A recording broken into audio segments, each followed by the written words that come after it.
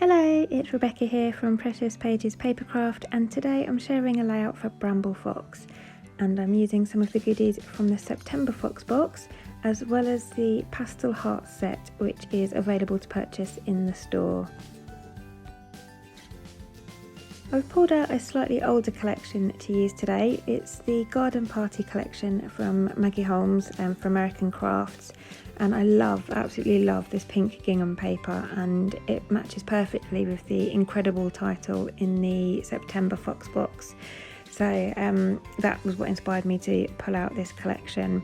So I'm going to use the Incredible Perspective as my title, and then I've pulled out the other two kind of banner pieces here that come in the same set. One says Memories and one says Family, and they're gorgeous, kind of like a sort of wine plum kind of colour, but they match really well with the colours in my top in this photo.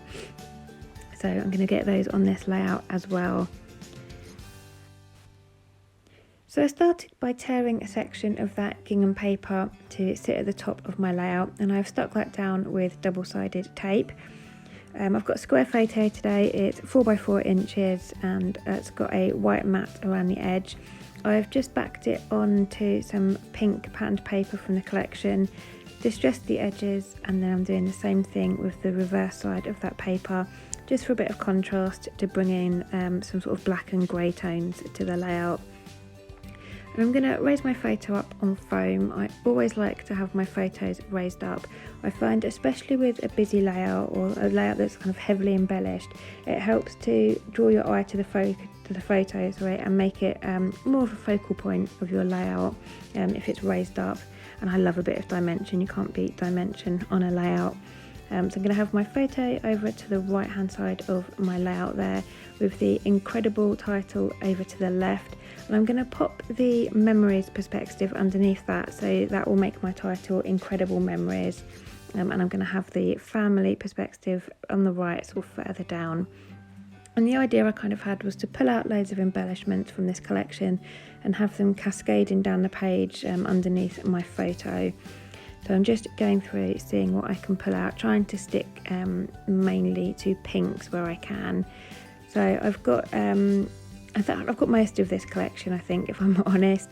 I've pulled out that gorgeous chipboard pink rose and put that in the top left of my photo there, just tucked that behind. And I've pulled out 4 tags from the collection, all that have got loads of pink on, and I've popped those behind my photo. I've kind of staggered them so you can see the tops of all of them, and I'm going to thread some twine through those. I've also pulled out a card from the collection that says You and Me, and I really love that. It's a sort of grey, black and white kind of card with roses on, and it's got You and Me in the middle and a little bit of pink washi tape at the top, and I really love that, so I'm going to tuck that in to the left there behind my title. I've pulled out loads of pink chipboard pieces, a couple of butterflies and a bow, and now I'm fussy cutting some pink flowers from one of the patterned papers, and this is what I'm going to try and build this cascading kind of section of embellishments down from my photo.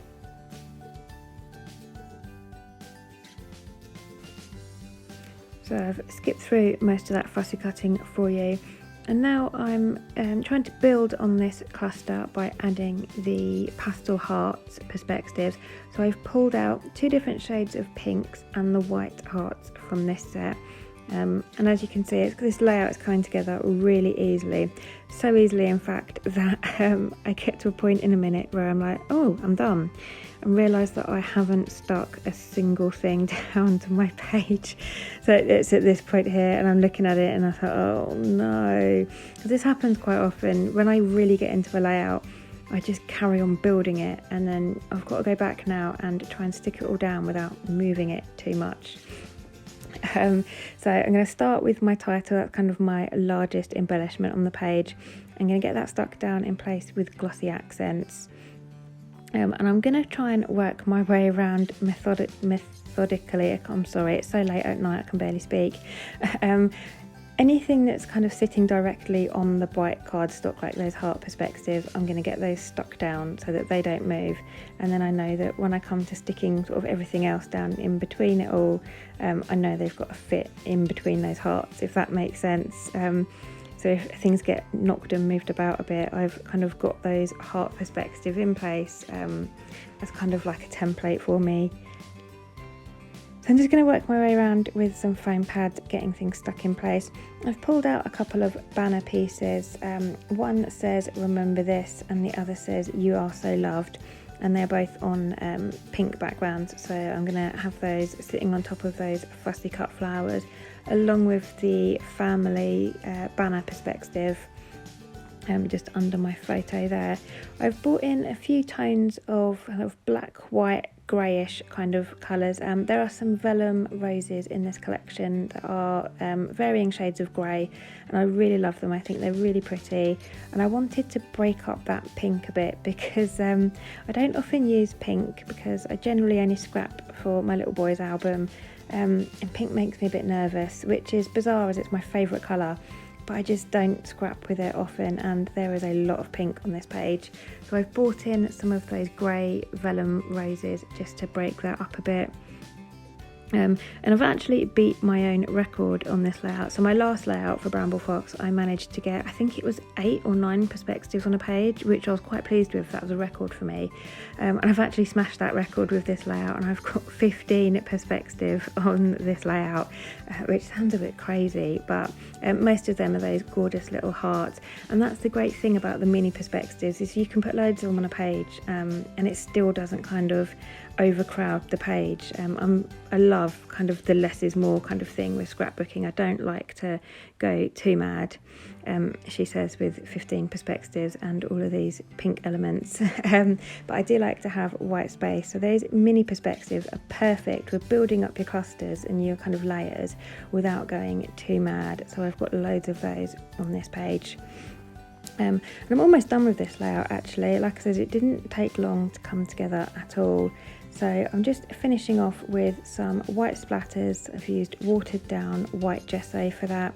And then I've got a shimmers paint. I think this one's called Beats Me or something like that. It's a really gorgeous shimmery pink. So I've just gone to town adding loads of splatters all around kind of the outside of my clusters, making sure I get a load on that pink gingham as well, just to break up that pattern a bit. It's quite busy for me, so I just wanted to break that up. And then I think the last thing I do now is just add some white and silver twine through those tag loops at the top. So this is a white twine that's got some silver thread through it. Really pretty. Just, I can't stand it when I leave tags empty. They've always got to have something through them. So I'm just going to thread this through and then trim it down. And then I'm pretty certain that's me done for today with my world record number of perspectives on a single layout. So thank you very much for joining me. I hope you've enjoyed this process. I hope it's inspired you in some way. I will leave some links below in the description box for you to the store and the Foxbox subscription page, and also to the Bramble Fox Friends Facebook group. If you're not already a member, do head on over. And of course, please do subscribe to the Bramble Fox YouTube channel. You'll get loads of inspiration from all of the DT members, so great channel to subscribe to. But thanks again for joining me, and I shall see you next time.